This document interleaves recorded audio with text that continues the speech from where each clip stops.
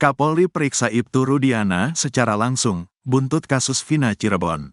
Terungkap jika Kapolri Jenderal Listio Sigit Prabowo ternyata sudah bertemu dan memeriksa secara langsung Ibtu Rudiana buntut kasus Vina Cirebon. Dari pertemuan tersebut, Kapolri akhirnya mencopot Ibtu Rudiana dari jabatan Kapolsek. Kasus kematian Vina Cirebon dan Eki hingga kini memang masih menjadi perdebatan antara pembunuhan atau kecelakaan, meski sudah ada putusan pengadilan. Diketahui, Vina adalah gadis 16 tahun asal Kampung Samadikun, Kecamatan Kejaksan, Kota Cirebon, Jawa Barat, yang tewas bersama kekasihnya, Eki, di Jalan Raya Talu, Kecamatan Talun, Kabupaten Cirebon, Jawa Barat pada Sabtu tanggal 27 Agustus tahun 2016. Keduanya disebut menjadi korban penganiayaan geng motor. Ibtu Rudiana sebelumnya merupakan Kapolsek Kapetakan, Polres Cirebon Kota. Rudiana diperiksa oleh Kapolri Jenderal Listio Sigit Prabowo usai kemunculannya di media beberapa waktu lalu. Muncul ke publik, Ibtu Rudiana didampingi puluhan pengacara. Belakangan kemunculannya di publik justru jadi blunder bagi Rudiana. Sebab ia sempat mengaku siap sumpah pocong, namun saat ditantang Saka Tatal malah tak muncul. Setelah itu Ibtu Rudiana pun tak pernah muncul lagi ke publik selain para pengacaranya. Rupanya Rudiana sudah diperiksa langsung oleh Kapolri dan pejabat utama di Mabes Polri. Informasi itu disampaikan oleh mantan Kabareskrim Komjen, Purn. Ito Sumardi. Pemeriksaan terhadap Rudiana itu sudah dilakukan sejak seminggu lalu. 1 minggu yang lalu Pak Kapolri bersama pejabat utama Mabes Polri itu memeriksa langsung, memanggil saudara Rudiana, kata itu dikutip dari Tiffany News, Rabu, tanggal 14 Agustus tahun 2024. Ito Sumardi memastikan bahwa pemeriksaan Ibtu Rudiana oleh Kapolri itu valid. Ini informasi boleh dipegang, tegas Ito Sumardi. Pemeriksaan terhadap Rudiana itu, kata Ito, menunjukkan bahwa Kapolri betul-betul ingin tahu pasti apa yang terjadi. Setelah diperiksa oleh Kapolri, Rudiana kemudian diperiksa dan didalami lagi oleh tim khusus Mabes Polri. Setelah itu Rudiana hari kedua diperiksa oleh tim khusus, kata dia. Ito juga memastikan bahwa Ibtu Rudiana saat ini sudah dicopot dari jabatannya sebagai Kapolsek Kapetakan. Rudiana sudah pasti saat ini tidak menjabat lagi sebagai Kapolsek, tandasnya. Pencopotan Ibtu Rudiana dari jabatannya itu dilakukan untuk memudahkan Mabes Polri untuk melakukan pemanggilan. Dalam aturan kepolisian bahwa setiap anggota yang diduga terkait dengan persoalan hukum maka anggota itu akan dinonaktifkan sementara dari jabatannya, bukan dari status kepolisian, beber Ito. Terkait hal itu, kuasa hukum Ibtu Rudiana, Pitra Romadoni mengaku tidak bisa berkomentar. Sebab menurut Pitra hal itu berkaitan dengan internal Polri. Terkait internal bukan kapasitas saya menjawab itu, ada Bitkum, kata Pitra Romadoni. Ibtu Rudiana akui Eki dan Vina Cirebon tewas kecelakaan, tanda tangan jadi bukti. Fakta baru kembali terungkap dari kasus kematian Vina Cirebon dan Eki, yang terjadi pada 8 tahun silam. Ternyata, ayah Eki, Ibtu Rudiana, sempat mengakui jika anaknya dan Vina Cirebon tewas karena kecelakaan bukan pembunuhan. Diketahui, Vina adalah gadis 16 tahun asal Kampung Samadikun, Kecamatan Kejaksan, Kota Cirebon, Jawa Barat, yang tewas bersama kekasihnya, Eki, di Jalan Raya Talu, Kecamatan Talun, Kabupaten Cirebon, Jawa Barat pada Sabtu tanggal 27 Agustus tahun 2016. Keduanya disebut menjadi korban penganiayaan geng motor. Pengakuan Ibtu Rudiana atas kematian anaknya dan Vina Cirebon adalah karena kecelakaan terbukti dari tanda tangan di rumah sakit. Ya, Ibtu Rudiana ternyata menandatangani berita acara di rumah sakit bahwasannya anaknya, Eki, dan Vina Cirebon tewas karena kecelakaan bukan pembunuhan. Terkuak hal itu sudah diakui oleh Ibtu Rudiana 8 tahun lalu, saat kasus Vina Cirebon baru saja terjadi. Sebagai seorang polisi yang melihat anaknya tewas di sekitar flyover Talun, Ibtu Rudiana ternyata tak menaruh curiga apapun. Seingat Franciscus Marbun, teman Eki, Ibtu Rudiana pada malam kejadian menandatangi berkas bahwa anaknya tewas karena kecelakaan. Sikap Ibtu Rudiana itu bahkan sempat membuat teman-teman Eki kecewa. Padahal sebagai seorang polisi, seharusnya Ibtu Rudiana mengusut terlebih dahulu peristiwa yang dialami oleh anaknya. Yang saya ingat memang pada malam itu jujur kita teman-teman Eki sempat kecewa sama Pak Rudiana. Kenapa kayak bapakan polisi? Kenapa gak coba diusut? kata Franciscus Marbun dikutip Tribun Tanda Hubung Medan.com dari YouTube Uya Kuya, Senin, tanggal 12 Agustus tahun 2024. Seingat Franciscus, pada malam itu Ibtu Rudiana langsung mengakui kalau Eki dan Vina tewas karena kecelakaan. Beliau tanda tangan kalau anaknya meninggal karena kecelakaan. Makanya pada malam itu kita tahunya kecelakaan, ujarnya. Menurut Franciscus, malam itu Ibtu Rudiana datang dengan ekspresi wajah yang sangat sedih. Ekspresinya sedih, jedotin kepala juga ke pintu kamar mayat, pas baru datang, kata Franciscus lagi.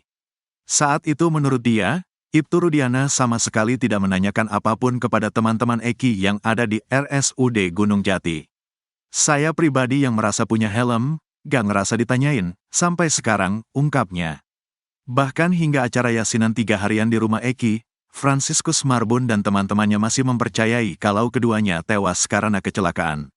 Hal itu juga diperkuat dengan terlihatnya Ibtu Rudiana menandatangani surat meninggalnya Eki saat berada di rumah sakit. Yang saya tahu dan saya ingat, tapi saya tak bisa meyakinkan ya, pada saat itu beliau tanda tangan kalau anaknya itu meninggal dunia karena kecelakaan, bebernya.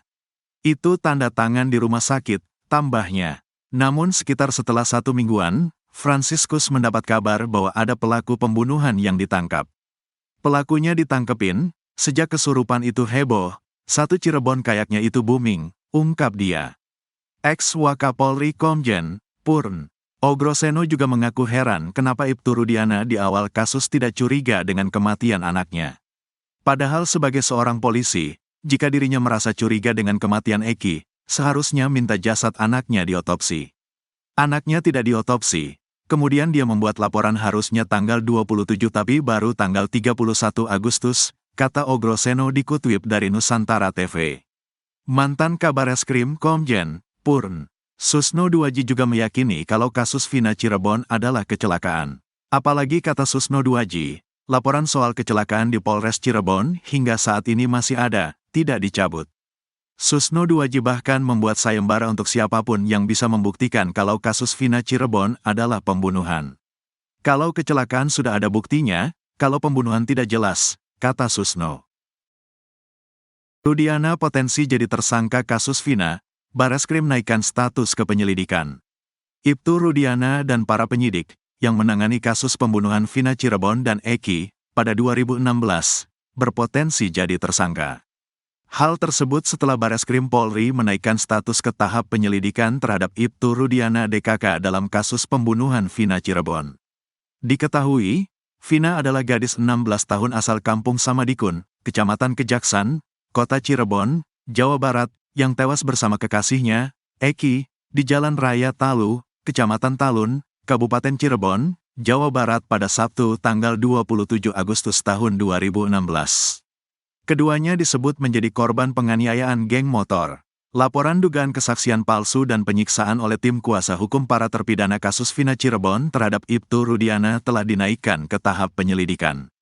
Bareskrim memanggil kuasa hukum pelapor, yang tidak lain adalah salah satu terpidana atas nama Hadi Saputra hari ini. Sementara kuasa hukum Saka Tatal menyebut telah mendapatkan kisi-kisi dari Ordal, bahwa Ibtu Rudiana dan penyidik 2016 yang terlibat bakal berpotensi jadi tersangka. Diketahui pada Kamis, tanggal 8 Agustus tahun 2024, tim kuasa hukum para terpidana kasus Vina Eki telah memenuhi panggilan penyidik Bareskrim Polri terkait laporan terhadap Ibtu Rudiana.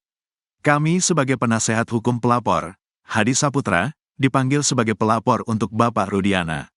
Ini masih berlangsung pemeriksaan, di mana gelar pertama sudah dilakukan minggu lalu, dan ini sudah masuk tahap penyelidikan oleh Mabes Polri, ujar salah satu kuasa hukum para terpidana, Jutek Bongso di Bareskrim Polri. Sebelumnya, Jutek dan tim melaporkan Rudiana ke Bareskrim Polri pada Rabu, tanggal 17 Juli tahun 2024. Rudiana sendiri merupakan ayah dari almarhum Eki, sekaligus sosok yang berperan menangkap para terpidana. Jutek bahkan melaporkan Rudiana tidak hanya untuk dugaan kesaksian palsu, tetapi dugaan penyiksaan terhadap para terpidana. Jadi kita tidak hanya melaporkan terkait dugaan keterangan palsu, tetapi kan sebagaimana kita tahu ada isu penganiayaan, penyiksaan, penekanan secara psikis. Nah itu salah satu yang dilaporkan mewakili Hadi Saputra, kita uji gitu loh. Karena kan ada saksi yang melihat, ada bukti-bukti yang kita lampirkan, ujar Jutek di lobi Bareskrim Polri, Jakarta, Rabu, tanggal 17 Juli tahun 2024.